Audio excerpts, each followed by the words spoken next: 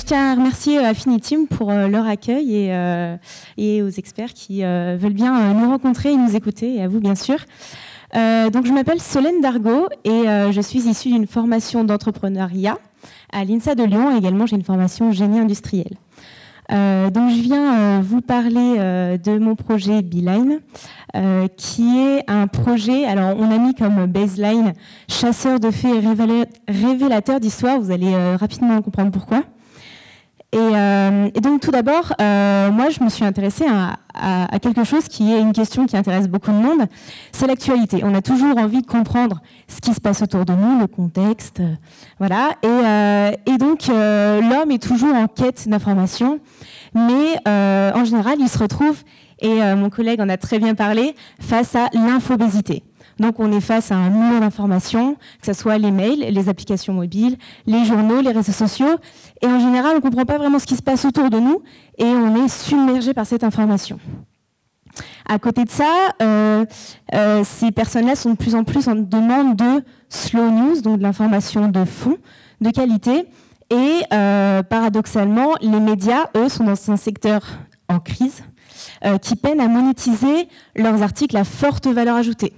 Et c'est donc en voyant ces éditeurs en crise et ces lecteurs d'actualité avides d'informations, mais pourtant ne trouvons pas leur compte, qu'on a décidé de créer, enfin que j'ai décidé de créer Beeline. Donc on a deux leitmotivs, comme vous parliez pour votre société. Alors nous, c'est le premier centré sur l'utilisateur qui est de proposer une information objective, du moins à angle varié, avec du multisource, et en contexte.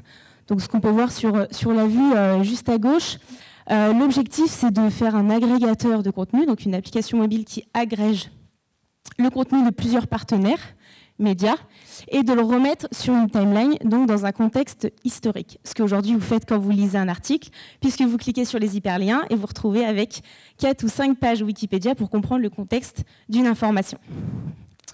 Voilà. Et notre deuxième objectif, qui pour le coup est vraiment représentatif de ce qui se passe sur le terrain, puisqu'on a été rencontrer des rédacteurs en chef et des éditeurs, c'est revaloriser la presse payante et la presse de qualité.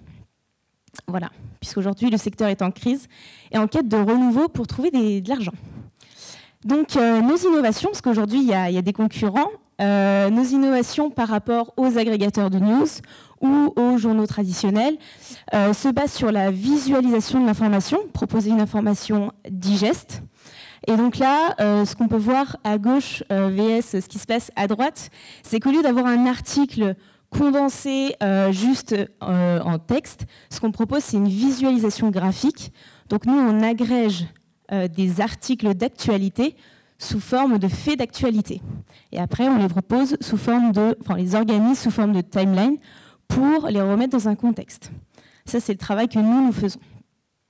Et à côté de ça, l'autre innovation, c'est de proposer à l'utilisateur d'avoir accès facilement à de l'information de fond.